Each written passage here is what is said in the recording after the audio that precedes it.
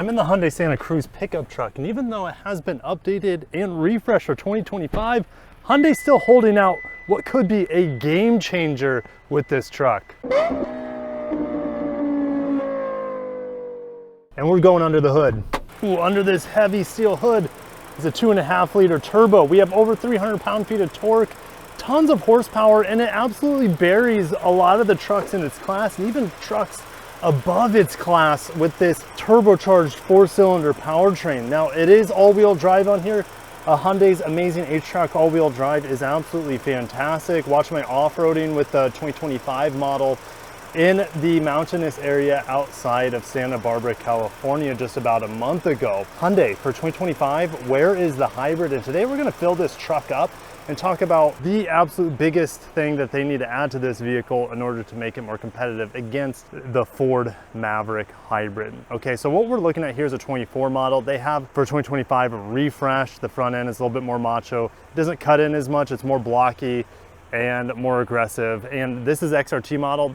There is an XRT on the 2025 that has red hooks up front, which would be awesome with these special wheels here. On 2025, they also have all-terrain tires here. These are just kind of all-season tires, but 18-inch wheels here. And they made the wheel arches more aggressive on the 2025 model. You know, I thought these optional steps and running boards were a little over the top, but honestly, with loading my kids up for school, them being so small, they've actually worked wonders for them getting in and out of the truck.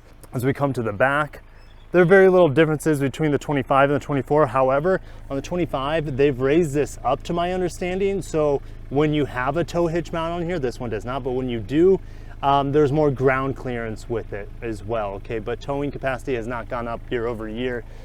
There we go with the cool badging on the back. Now, this vehicle means a lot to me personally. This was my first vehicle that I went on a Hyundai drive event for, out around the Redwood Forest around Santa Cruz, California. We just have so much functionality here. The most recent truck I reviewed was the Honda Ridgeline. So this kind of has similar vibes to me. I mean, we have a plug for, well, it says rain, but you could maybe make a cooler out of it. I don't know. I don't think it's very insulated, but yeah, I just love you got these slidable cleats, you know, also bed lights in here. And then you have this to pull over this cover, locks into place, super nice, super handy. We're ready to rock and roll. Let's go into the back seat real quick. Pretty basic back here. Been taking my kids to school. They haven't had any problems getting in and out with this nice step, but the back seat is configurable to an extent. I don't have cup holders that fold down, unfortunately, but I can fold this up. I have more under seat storage. We have a big Monroney. If you guys want to see 41K here, 41K. That is a lot of money, but man, when we start riding it, it is a bit luxurious and tons of power with this powertrain. So let's go ahead and fold this down. Leather-like seats back here. I believe these are H-Techs in this XRT model. And I think the top trim, the Limited, I believe, is going to have leather seats, but plenty of headroom, plenty of legroom, mat pockets on each side. No cup holders in the middle, but they are on the outside of the doors. And you have this slidable window that the girls love to play with. And I like how it's tinted. Check that out. Very, very nice touch. And even though it is a truck, we do have like that nice privacy tinted glass here in the back. A little sunroof action. Let's go and get in the front where we have some differences between 2025 and 2024. I believe we got a new steering wheel. Even though I like this old steering wheel, this reminds me of the old Sonatas. Digital screen here, but on the new one, this is all changed. I like how far this comes out, but in the new one, I believe it's kind of like screen bar across. It's very, instead of this rounded design in here, it's all more blocky, more streamlined, more hard edges. And they got rid of all this touch panel stuff for the most part. Now your climate controls with a rotary dial, your volume controls with a rotary dial, your tuning, all that stuff is now more functional on the 25 model than here on the 24. So if you're in the market, I personally be waiting for a 25 unless you can get a screaming deal on this 24. Traditional shifter here sticks around through the 8-speed dual clutch that mates up, of course, to this 2.5 liter turbo engine. They revised some of this area as well, I think, on the 25. So that is your wireless charger. and some of your like USB-A's, that's going to be replaced with USB-C. Of course, we have wired Android Auto here, but on the new one is going to be wireless. This XRT has downhill assist control. It does not give us 360 camera, but I believe the 2025s do, which is a nice trail cam feature. Center locking diff, auto brake hold is fancy and handy here. We have some heated seats and then a felt lined storage compartment there. But I'm ready to start driving this Hyundai Santa Cruz. All right, putting this truck into drive here as we leave the boat ramp park here. I want to point the attention to these fun little truck icons here. So instead of the AC recirculating button typically be in a car, it's a truck here. But what's funny, it's not the actual outline of a Santa Cruz. It's more of a traditional single cab truck. And we have that same sort of button over here for the bed light. So just find it kind of funny that even on the inside, they're really diving into, hey, this is a truck. But you know what isn't a truck?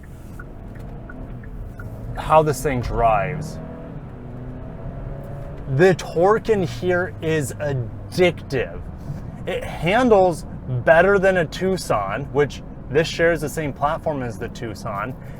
Its ride quality is luxurious. Now, I can't speak for the 25 XRT. I did not drive that on road. I only drove it off road, but I don't think it'll be as quiet or as smooth as this, largely due to those all-terrain tires on that XRT on the 25. But this thing has seemingly a decently long wheelbase. It is just a really soft and smooth ride. And when you throw it in the turns, it feels very, very light. I'm gonna have to put on the screen what the weight of this thing is. I don't know if it's lighter than a Tucson. It feels lower, like the weight distribution feels lower than the Tucson, which would make sense because the Tucson has a lot more roof than this vehicle, but it just feels way more fun to drive than it should be for a truck. I'll just say that. And enjoying this amount of torque on a daily basis is addictive. You get to 60 super, super fast in here. I don't have my drag meter, but if I were to take a guess, 0 to 60 in this thing, it's probably gonna crack 6 seconds. For a truck, that's pretty darn fast. And when you need to pass people, I mean, this torque is fantastic. The 8-speed downshifts really quickly, pedal down, there it goes. And it's ready to push you in the back of your seat. This 8-speed is very smooth. I've driven a similar 8-speed, probably the exact same 8-speed in the Hyundai Santa Fe, the new one, which is standard with pretty much the same powertrain, turbo 2.5. That vehicle, the ECU or the programming for the transmission is just so laggy. Here, you put your foot down and it downshifts and goes, all right? So the driving experience here is far superior than the Hyundai Santa Fe with in theory, the same powertrain. It's just tuned different here. It's much more perky, happy, it's ready to party. And as much as this powertrain does impress me, it says I'm getting 21 miles per gallon. We're gonna fill up in this video and talk about why Hyundai can do a heck of a lot better than 21 miles per gallon in this truck. The Santa Fe has this powertrain. It also has a hybrid, a 1.6 liter turbo hybrid with a 6-speed automatic. It's torquey, it's efficient. That should be in this vehicle. And if that was in here, the fuel company would instantly go to about 35 miles per gallon, maybe more. And you have optional all-wheel drive on it, which is great. The Maverick finally has, the Ford Maverick competitor to this finally has all-wheel drive on the hybrid. But Hyundai has the technology, they have the hybrid experience in order to outfit this truck with where they're strong at. Unfortunately, for whatever reason, 2 times now, when this vehicle launched, the journalists and the enthusiasts for this truck were wondering, hey, Hyundai, where's the hybrid? You know, Maverick is the hybrid. You guys are really good at hybrids. Where's it at? You know, they didn't really have a good response. At the same event, 3 years later, for the refresh of this vehicle, 2025, same thing, Hyundai, great, the refresh is nice, it's more functional interior, it looks a little bit more macho, that's all great. the elephant in the room is still there. Where's the hybrid? Hyundai, where is the hybrid for this? This truck would be hitting home runs if it had the hybrid. This 2.5 turbo is fantastic, don't get me wrong, especially if you're going to be towing, have that extra torque, and just to be a city assault vehicle, the amount of torque here to pass people, it's almost electric car-like. It's very, very rewarding and satisfying. But you know what also is having similar amounts of torque and getting twice the fuel economy, which that hybrid does do. The only turns in Florida are on ramps and catching a green light, so we're gonna throw this into the turn.